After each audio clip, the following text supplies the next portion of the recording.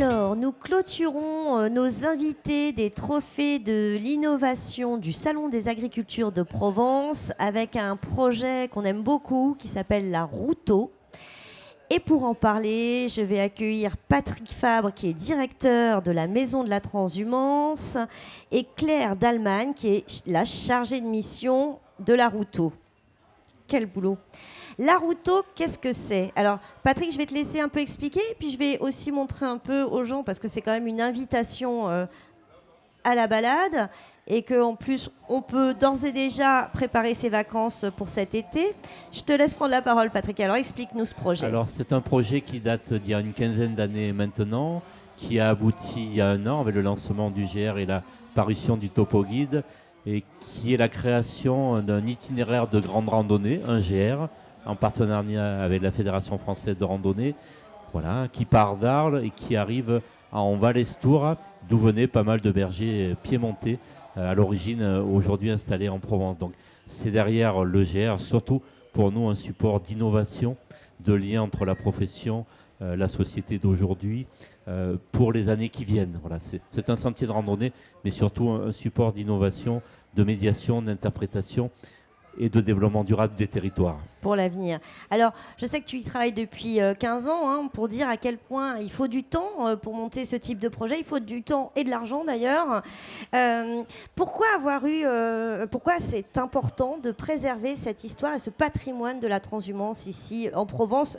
Donc, on part d'Arles et on va jusqu'en Italie à Cuneo, hein, avec ce GR. 69 le GR. Hein. Oui.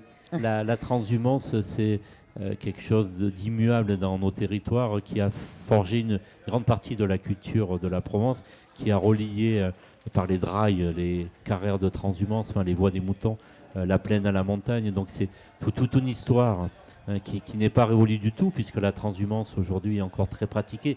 Alors c'est vrai en camion, pour l'essentiel, en bétaillère. Il y a à peu près 600 000 brebis qui transhument aujourd'hui. On a 600 000 brebis qui partent en gros d'ici des plaines, quoi, et qui montent dans les alpages. Voilà.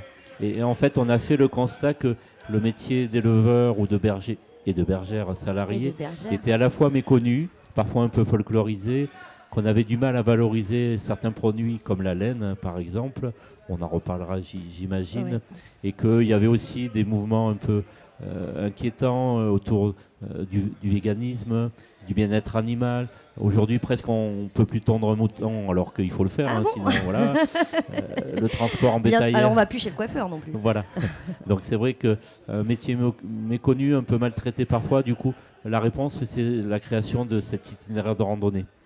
Donc concrètement, peut-être Claire, tu peux nous expliquer quel est le rôle d'une chargée de mission sur la Routeau. Qu'est-ce que tu dois faire? Parce qu'une fois que ce tracé donc est fait, c'est là que le travail démarre. Oui, en fait, nous, l'objectif d'avoir fait ce GR, ce chemin de randonnée, c'est de permettre aux randonneurs et aussi aux habitants d'aller à la rencontre du pastoralisme, en fait, de découvrir le territoire différemment sous ce prisme du pastoralisme, découvrir que nos paysages, ils ont été façonnés par la dent du mouton, découvrir qu'on a un patrimoine bâti aussi, notamment des fontaines qui ont été créées pour abreuver les troupeaux lors des transhumances à pied, qu'on a énormément d'éleveurs encore présents sur les territoires, qu'on a des super produits du coup grâce au pastoralisme, que ça permet de lutter contre les risques d'avalanche, les risques d'incendie, qu'on a une belle laine, une vraiment très belle laine. On a la laine la plus fine d'Europe, la mérineuse d'Arles.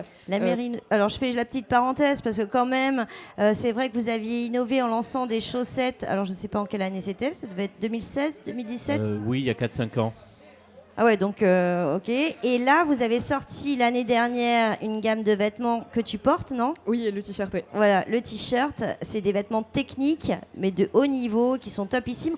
On peut les acheter ici? Vous les avez amenés sur le salon? Oui, sur notre stand, on a quelques modèles. Ok, pardon, je t'ai interrompu. Il n'y a pas de souci. Et en fait, notre objectif, donc, c'est que les personnes découvrent l'histoire de nos territoires, qui est fortement teintée par le pastoralisme et la transhumance, et aussi son actualité, parce que à l'époque, ça se voyait beaucoup plus quand on avait des transhumances à pied, et puis la transhumance, elle rythmait un petit peu la vie de nos territoires. Et aujourd'hui, elle existe toujours, elle a toujours une importance et beaucoup d'apport pour notre société, mais on s'en rend plus compte si on n'est pas dedans.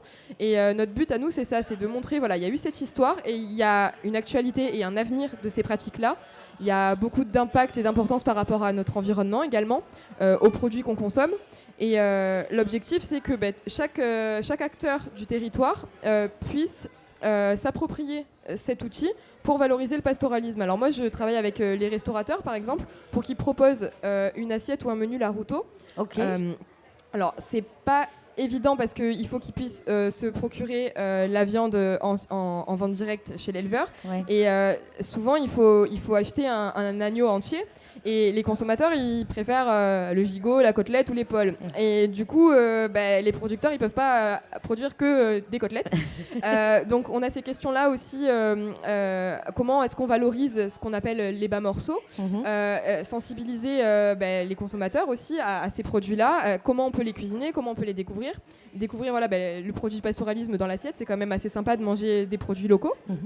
Tu travaillais aussi avec les musées, tu faisais les écomusées. Oui, les musées, les écomusées. Alors pour proposer des expositions, ça peut être des expositions temporaires, ça peut être une exposition vraiment en lien avec le territoire et qui ouvre sur des perspectives d'avenir. On peut travailler avec l'environnement parce que souvent on travaille avec les réserves naturelles ou les espaces naturels protégés sur lesquels on passe. On fait aussi beaucoup d'événementiels. Alors on est présent sur les fêtes de la transhumance de la région, sur les foires agricoles pour faire de la médiation. On a beaucoup d'outils pédagogiques, notamment une malle pédagogique avec pas mal de jeux. Ah oui, j'ai entendu parler de votre malle pédagogique qui rencontre un franc succès. Oui, là on a un stand justement avec la malle et on a accueilli les classes hier et aujourd'hui les familles on les fait jouer. On a plusieurs types de jeux et l'objectif c'est qu'ils découvrent par plusieurs biais la transhumance, le pastoralisme, la laine, les produits, les savoir-faire, qu'est-ce qu'un mouton, voilà. Donc on a tout ça. Je travaille aussi avec des guides accompagnateurs, des offices de tourisme. L'objectif c'est qu'on puisse accompagner les randonneurs sur la Routo en par exemple proposant de l'interprétation des paysages, en faisant de la médiation aussi par rapport au partage de l'espace, aux chiens de protection, au métier de berger. On crée aussi de l'événementiel. On a créé les rencontres du Mérinos d'Arles depuis 2 ans déjà à Arles. Alors Mérinos d'Arles, comme son nom l'indique, il vient d'Arles. C'est un peu le berceau de la race et c'est la race emblématique des grandes transhumances en Provence. Et on avait un petit peu oublié son existence parce que Arles, on l'associe plutôt à la bouvine, au taureau, etc. Mais les moutons sont là depuis plus longtemps. Et du coup, on a créé ces rencontres au mois de novembre et on discute beaucoup de laine, de l'avenir de la filière, des débouchés. On y revient à cette filière laine, sur plusieurs. Je sais qu'il se passe des choses aussi du côté des Préalpes d'Azur avec cette filière laine. Alors c'est pas sur la Bérinos. Ici effectivement vous avez relancé cette filière. Ça vaut le coup, non? Il y a quelque chose à faire. Il y a un plan de relance assez actif au niveau français, et même européen, sur les différentes laines. Nous, on a la chance d'avoir la plus fine d'Europe, comme disait Claire, la Mérinos d'Arles. D'autres également travaillent effectivement autour de la race Préalpe ou de la race Montrirous. De notre côté, du côté de la route, on va aussi essayer de valoriser ces laines-là. Alors pas forcément avec des vêtements de pleine nature comme on le développe actuellement, peut-être d'autres produits liés à la marche, la randonnée, comme les micro-doudounes ou les baskets en laine, pour ne pas oublier ces laines-là. Il faut quand même savoir que la laine est considérée comme un sous-produit au niveau européen. C'est même plus un produit agricole, que certains éleveurs ailleurs en France ne savent même plus quoi en faire puisqu'ils n'ont pas le droit de la brûler, c'est polluant et ils ont la laine de plusieurs années chez eux. Donc nous on a cette chance d'avoir la Mérinos d'Arles grâce aux éleveurs. Mais ailleurs en France c'est plus compliqué, mais il y a un plan de relance assez ambitieux au niveau français des différentes laines. Alors il y a des fois c'est pas facile parce qu'il y a des laines plus compliquées quand même. Oui, à travailler. Alors on le voit, la Routo, ce GR69 qui parle d'Arles jusqu'à Cuneo, on a combien de kilomètres déjà? Je le savais. 540. 140 540. Ah oui. 33 étapes. Voilà. Combien de jours à pied? 33 jours. Toi? Moi, 66. Non. Non, en fait, on a découpé les étapes aussi par rapport au point d'hébergement. Oui. Et en moyenne, on est entre 15 et 20 km par jour. D'accord. De marche. Et c'est pas un GR très sportif, très difficile. Il est accessible à tous. On a 2 étapes, un petit peu costaud avec du dénivelé, mais qui se font bien. C'est juste qu'elles sont longues, du coup. Oui. Mais on aime bien comparer par exemple avec le GR20 où on n'est pas du tout comme ça, parce que tout le monde nous dit ouais, trop bien, on va passer dans les alpages, la montagne et tout. Et puis en fait, finalement, souvent on nous fait ce reproche de dire ah, mais en fait, on passe en fond de vallée. Bah oui, parce que les troupeaux transhumants passaient en fond de vallée et ça permet aussi de faire vivre les territoires. Bien sûr. Et de découvrir le patrimoine pastoral qui est encore là dans nos petits villages de montagne. Donc ce GR à découvrir, c'est au-delà, c'est vraiment toute une tradition, hein, ce patrimoine que vous tentez aussi de faire classer à l'UNESCO. La transhumance a été inscrite pour la France en juin 2020 au patrimoine culturel immatériel. Et là, on a déposé une candidature il y a un peu plus d'1 an pour être inscrit au patrimoine mondial de l'humanité à l'UNESCO. Et la réponse est attendue pour le mois de novembre officiellement. Donc on a bon espoir que effectivement la transhumance puisse être inscrite. Et derrière, il y a un plan de sauvegarde et de valorisation de la transhumance dans lequel la Routo évidemment est bien positionnée comme un outil assez complet, assez exemplaire, qui valorise les différentes dimensions et notamment la dimension culturelle et patrimoniale de la transhumance au travers des voies Draille et Carrère, mais aussi du patrimoine bâti, comme le disait Claire tout à l'heure. Ben, écoutez, on attend, donc on croise les doigts, on attend le mois de novembre. On fait une grosse fête. Hein.